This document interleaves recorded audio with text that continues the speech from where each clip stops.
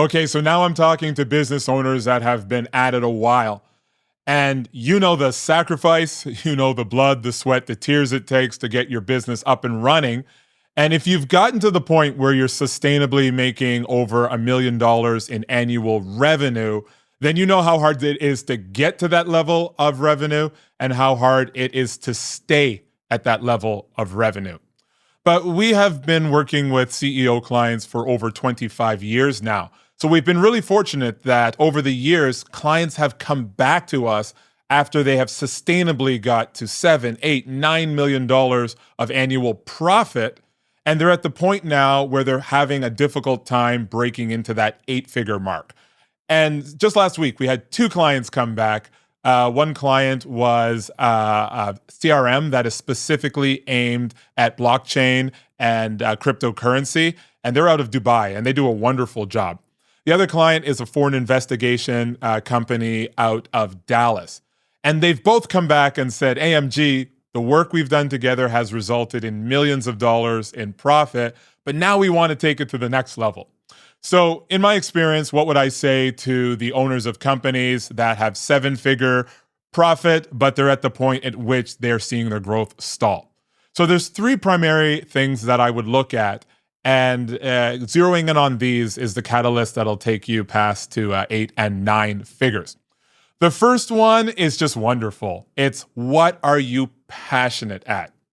This may look very different than it did 10 years ago, 20 years ago, or whenever you started your business.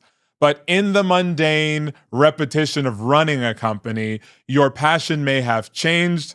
Hopefully your passion hasn't diminished. But at this point, take some time, take stock, and ask yourself, what is it that lights our fire? What are we excited about? What do we see in the future that we are really working towards, that we are really looking forward to? That's passion. So put that in one circle, and then we're going to put a circle next to it in our Venn diagram. And that circle is, what can you be the best in the world at? Now, for this, you need to reflect on your capabilities, you need to reflect on your customers, and you need to say, with all of the wonderful outcomes that we've provided in the past, and given where the marketplace is and what we're seeing that our customers are looking for, what is it that we can do better than anyone else? And this may require some faith. You may have to look at your SKUs or your offerings and reduce them and say, hey, 7 or 10 of the things we do, they're kind of out there, they're tangential, they're taking a lot of our effort and energy, but they're not that profitable, we're not passionate about it, and you may need to consolidate your solutions, your products, and your services around the things that only you can do at the absolute highest levels. So now we have 2 of our 3 parts of our Venn diagram. We have, what are you passionate at? And what can you be the best in the world at? The final one is, what drives your economic engine? And I remember in the meeting last week with our clients from Dallas, I was overjoyed that the wonderful professional who will be the CEO when the founder retires, she was saying, AMG, when you spoke to us 7 years ago, you talked about the importance of being forensic about our financials and having a CFO and not just doing the financial accounting for the IRS, super important, pay your taxes, but also having that cost accounting and that managerial accounting where we can make decisions. Absolutely. If you've gotten to 7 figures and you do not have a full-time or a fractional CFO, you are leaving money on the table. This is where I would start. We want to look at all of our offerings, and we don't just want to look at our financial statements for external use. We want to be super, super precise about the costing and the pricing and what it takes for us to deliver solutions. So for example, if you have a manufacturing company, you're familiar with cost of goods sold, you're familiar with revenue, you're familiar with gross margin. But I would want to go beyond that, and I would want to break our revenue down into each individual product or service. I would want to allocate not just the cost of goods sold, but the direct labor to each of those things. See, allocating overhead is something that might be considered a necessary evil, but if you go a little deeper and you start to look at the very specific variable cost parts of your fixed costs, then you can get a really accurate picture of how much it costs to deliver a specific solution.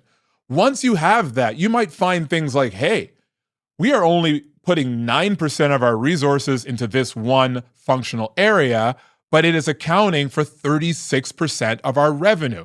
And those are the exact numbers that happened for a client that we had in the past. They were putting 9% of their effort and their resources into an area and getting 4x that in profit.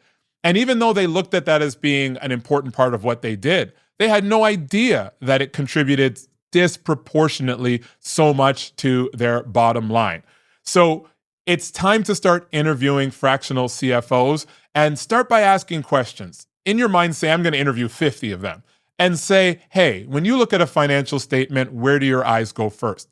Hey, when companies are making seven figures religiously, what is it that they typically miss when it comes to opportunity? Hey, when you look at financial statements, are you able to look at FP&A and zero in on the specific opportunities that company should do? How much should our FP&A and our financial strategy inform the decisions we make strategically?